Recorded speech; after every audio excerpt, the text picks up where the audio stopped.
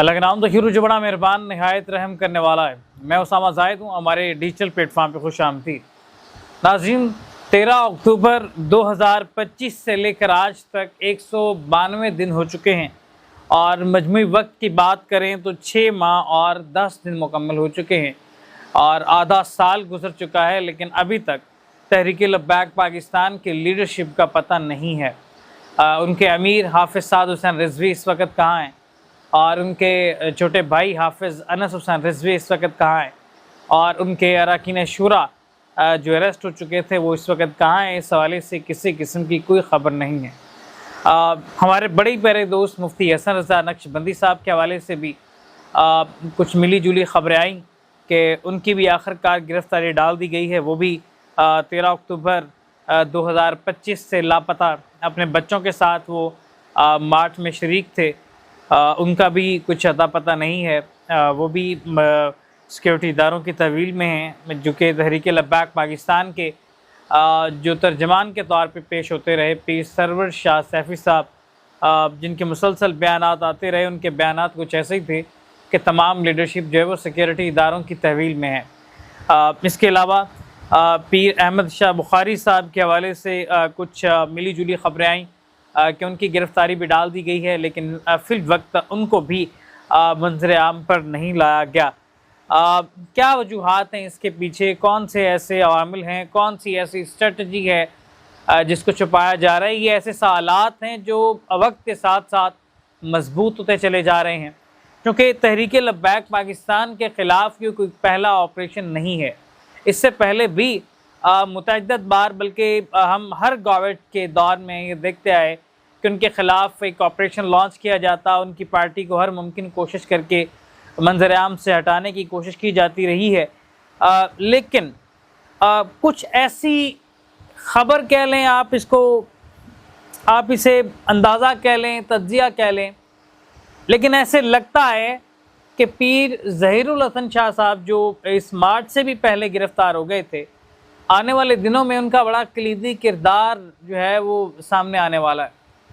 चूँकि ये भी सवाल होता रहा कि बाकी जो सियासी जमातें हैं उनके ख़िलाफ़ जो है वो क्रैकडाउन नहीं देखा गया। जमात इस्लामी भी है, मौलाना फजल रहमान साहब भी हैं और सिपाही साहबा की भी अब तो पॉलिटिकल पार्टीज़ हैं, राय हक पार्टी के नाम से या दीगर पार्टीज़ के नाम से वो काम कर रही हैं, लेकिन उनके हवाले से कभी कुछ इस लेवल की सख्ती नहीं देखी गई कि आप सड़कों पे आएँ और आपको इस तरह जो है वो जुल्म व सितम का सामना करना पड़े। क्या वजूहात हो सकती हैं? ये बड़ा गहरा सवाल था और इस हवाले से मुख्तलिफ बातें होती रहीं कि ये वजूहात हो सकती हैं, ये बात हो सकती है, लेकिन बार कैफ एंड ऑफ द टाइम हम यही समझने में कामयाब हो चुके हैं कि तहरीक लब्बैक पाकिस्तान का एक ऐसा किरदार मौजूद है या ऐसा फ्यूचर है कि जिसकी वजह से हर दौर के जो मुक़्तदरा हैं, जो गवर्नमेंट है, वो खौफज़दा रही है। पाकिस्तान के अंदर इस्लामी निज़ाम आना है, ये बात क्लियर कट है, इसको आप हिफ़्ज़ कर लें, क्योंकि हालात व वाक़यात बड़ी तेज़ी से तब्दील हो रहे हैं। ईरान के अंदर सूरत हाल जितनी तेज़ी से तब्दील हो रही है वो भी आपके सामने है।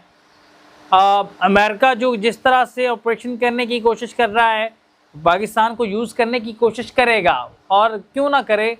वो अमेरिका कोई हमारा खैर खा नहीं है, वो हमारा दुश्मन ही है, इसराइल के साथ बैठा हुआ है। तो कहीं ना कहीं एक ऐसा पॉइंट मौजूद है जिसको यूटिलाइज़ करके अमेरिका कुछ भी पाकिस्तान को यूज़ कर सकता है। तो पाकिस्तान के अंदर हज़रत महदी से पहले और ये सारे वर्ल्ड वार सारी हम देखेंगे, बड़ा करीब वक्त आ चुका है। इस सारे सिनेरियो के दौरान मशरक़ में जो एक इस्लामी निज़ाम हुकूमत कायम हो चुका होगा, खिलाफत कायम हो चुकी होगी, उसका कहीं ना कहीं लिंक बड़ी मजबूती के साथ पाकिस्तान से जुड़ता है। और अगर हम पाकिस्तान के दायरे में आके देखें तो पाकिस्तान में इस्लामी निज़ाम की कौन सी सियासी जमात बात करती है, तो डेफिनेटली नाम आता है तहरीक लब्बैक पाकिस्तान का कि वो इस्लामी निज़ाम की बात करते हैं, वो खिलाफत की बात करते हैं, वो जमहूरियत में भी इसीलिए हिस्सा ले रहे हैं कि जमहूरियत के रास्ते से वो जाके इक़्तिदार में वो इस्लामी निज़ाम के लिए काम कर सकें। मोटो ये है। और अल्लामा ख़ादिम हुसैन रिज़वी साहब का जो वक़्त के मुजद्दिद थे, वो इस बात का एक उन पे इतना पुख्ता यकीन था कि वो कुछ ना कुछ बड़ा करने जा रहे हैं, लेकिन अल्लाह को कुछ मंजूर होता है, किसी से एक नज़रिया और एक पॉइंट जो वो रेज़ करवाना होता है, वो पॉइंट रेज़ करके चले गए। उन्होंने जो एक मैकेनिज़्म था, एक लाइन थी, वो ड्रॉ करके चले गए। उसके बाद इस जमात से जिसका पौधा इल्लामा ख़ादम हुसैन रिज़वी साहब ने लगाया, वो तो नहीं मुरझाएगा, चाहे साद हुसैन रिज़वी हो या ना हो, चाहे कोई शख्सियत हो या ना हो, उससे फ़र्क नहीं पड़ता। इल्लामा ख़ादम हुसैन रिज़वी साहब ने जो पौधा लगा दिया, ये इसके बेसिक में एक इस्लाम की सरबुलंदी का ख्वाब देखा गया।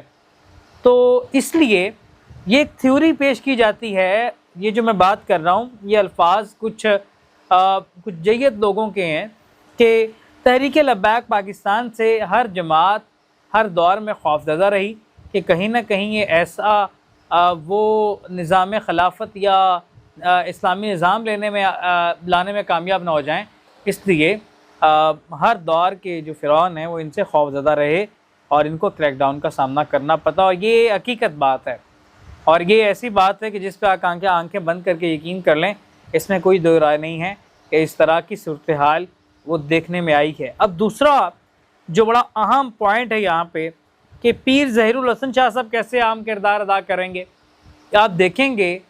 ये एक मेरी पेशनगोई कह लें कि बहुत जल्द ये निज़ाम मजबूर हो जाएगा कि वो पीर साहब को जो है वो रिहा करने में कामयाब हो जाएगा। और पीर साहब रिहा होते हैं, उसके बाद तहरीक लब्बैक पाकिस्तान का बहुत बड़ा आप एक पॉइंट रेज़ होता देखेंगे। और जिस बात से हर दौर के जो मुक़्तदरा हैं, गवर्नमेंट हैं, खौफज़दा रही हैं, तहरीक लब्बैक पाकिस्तान वो कदम उठा सकती है, उस कदम उठा के उस मकसद में कामयाब हो सकती है। ये डर जिसके अंदर छुपे रहे और जिस डर का मुज़ाहरा ये हर दौर में करते रहे क्रैकडाउन करके एक पॉलिटिकल मजहबी जमात पे, तो अब जो है जिस तरह से फ़िरौन के घर में हज़रत मूसा की परवरिश हो जाती है, इसी तरह इनके निज़ाम के अंदर से ही लोग उठ खड़े होंगे और बहुत बड़ा एक आपका सेटबैक देखेंगे और बहुत बड़ा लुक आफ्टर आप देखने में कामयाब होंगे। और ये बहुत करीब वक्त आ रहा है। मेरे व्लॉग्स आपने अगर आप सुने हैं, मैंने इस क्रैकडाउन से पहले की बात की हुई है कि जुलाई अगस्त के वस्त में कुछ ऐसी शख्सियात आपके सामने आ जाएंगी जो बहुत बड़ी तब्दीली का सबब बन सकती हैं। उनसे आप मिलेंगे और आप उनको देखेंगे। बहरहाल वक्त बहुत करीब है, बड़ी तेज़ी से हालात वाक़यात तब्दील हो रहे हैं और ईरान इसराइल जंग जो है ये थमने का नाम नहीं लेगी, ये बढ़ेगी और ये बढ़ेगी। और जब ये फैलेगी तो ये खलीजी ममालिक अरबों की तबाही का जो बाकायदा तौर पे आगाज़ हो चुका हुआ है, 20-30% आप समझ लें कि अरब तबाह हो चुके हैं, उनकी माली मुआवनत मईशत बहुत नीचे जा चुकी है और मज़ीद ये जंग शुरू होती है और बड़ी ख़तरनाक शुरू होने वाली है, ये बात क्लियर कर लें। तो इसमें पाकिस्तान को हर मुमकिन कोशिश करके अमेरिका इस जंग में घसीटेगा।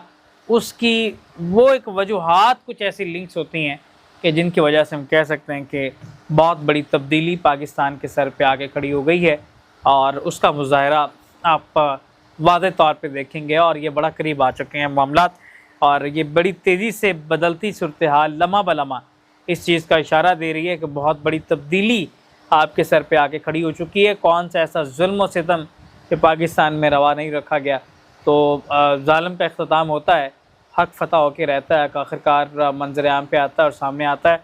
तो बहरहाल वक्त बहुत कम है, चीज़ें सेटल होने में अब कोई ज़्यादा वक्त नहीं है, चीज़ें बहुत ज़्यादा ग्राउंड पे हैं। तो बहुत ज़्यादा चीज़ें जो हैं वो आपको यहाँ पे बनती दिखाई देंगी और बड़ी तेज़ी से ये सिलसिला आपको उठता हुआ दिखाई देगा कि आपके सर पे आके खड़ा हो गया टोटल चीज़ें। ये बहुत सारी चीज़ें मैंने इशारों में कर दी हैं, बहुत सारी चीज़ें अल्लाह के राज़ों में से राज हैं, वो बेहतर जानता है कि किस वक्त कैसे उसको सामने लेके आना है।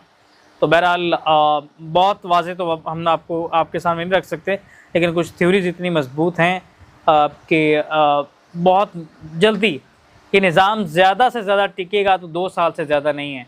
और बहुत कम की बात करूँ तो ये जुलाई अगस्त में आप मैदान सजना देख लेंगे, उसके बाद चीज़ें आपको रॉ में नज़र आएंगी। आप खुद जो बातें हम कर रहे हैं, जो आपको नामुमकिनात में से नज़र आती हैं, वो आपको पाइपलाइन में नज़र आएंगी और आप हमारी बातों की बाकायदा तौर पे तायीद करते नज़र आएंगे। इस तमाम तर सूरत हाल भी हम बात करते रहेंगे। अपने मेज़बान उसामा ज़ाहिद को दीजिए इजाज़त। अल्लाह निगहबान।